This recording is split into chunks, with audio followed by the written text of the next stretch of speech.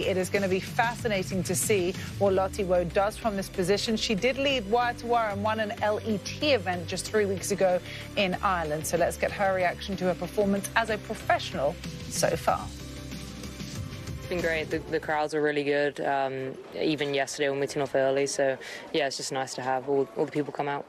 2 shots clear heading into the weekend. Can you believe how well everything's going for you at the minute? Yeah, I mean, I'm just kind of trying to continue the momentum, really. I was obviously trying to play well, and yeah, I've just got confidence and just trying to keep on doing that. But I know you're such a good amateur player and everything else, but are you a little bit surprised how good it's coming so quick, I guess, is the question I'm asking.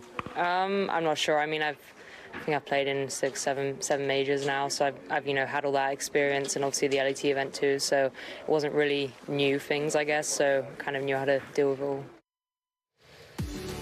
I mean, she's incredibly humble. The guy's trying to get something out of her, like, this is wild. She's like, well, you know, I've played some pretty decent golf, and yes, she has. She's made 7 previous LPGA starts. This obviously her first as a professional.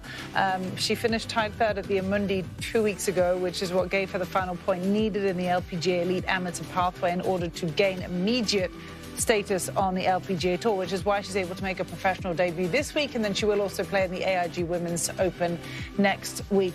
It's impressive to see this 36-hole lead. I think considering as well, Jim, the people that she played alongside, notably Nelly Korda for the first couple of days, she's ready for this moment. And if we've learned and seen anything in amateur golf, elite amateur golf, college golf in recent years, you look at the Augusta National Women's Amateur, which Lottie won last year, nearly successfully defended this year. Right. These players are ready to come out and contend. Rose Zhang's another example. We talked about it when she got her first win, 20 years old, almost 21. Lottie's a couple months older, but I think back at Evian, she got a taste of that. What it was like. I know she was an amateur. She didn't have the pro behind her name, but she got that taste of what it was like. They're so prepared when they come out as a turned professional because of the college level and the way they play. They're on TV. They're doing these interviews. It's amazing to see where she's come from when she did win at Augusta, just the way she speaks, the confidence she has. But to go out there, my goal when I first got on tour is to play with the best players, just to see where my game stood up against them. Well, she went up against 2 of the best players on the LPGA, and they've got to be impressed. I think she's got to be impressed with the way she's playing.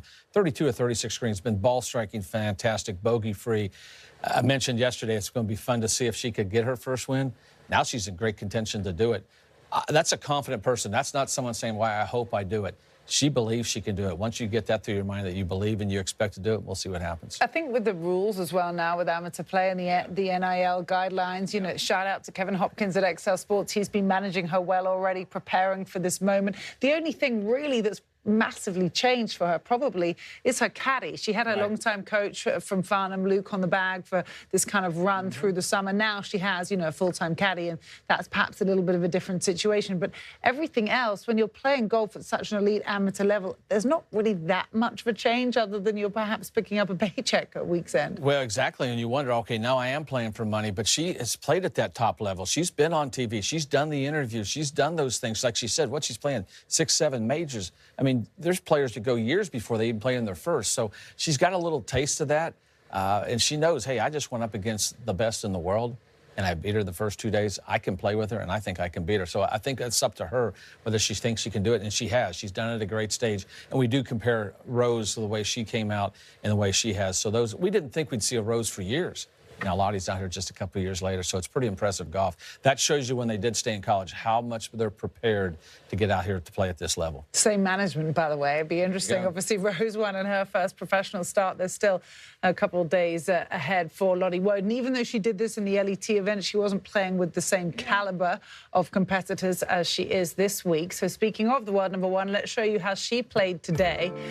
She's 2 back of Lottie heading into the weekend. Just the 1 bogey for her today came at the 18th hole, but it was a 6 under par round of 66. And amazingly, Jim, after a stellar season in 2024, Nelly's yet to break through and win this year on the LPGA Tour, which when you look at these numbers, It's kind of surprising, isn't it? Well, they're very similar in a lot of ways. It is surprising. 11 top 10s. And look at the stroke average. That's what I kind of look at. She's played similar stroke average-wise, but no wins. That's the column that really stands out that you don't see her win with 7 wins in 2024. It's always tough to follow that up, but, you know, she hasn't forgotten either. We talked about that, too. She went through a little stage where she didn't win for a few months or almost a year. So it's tough to follow up those great seasons like she had. And she is when you're the world #1, targets on your back.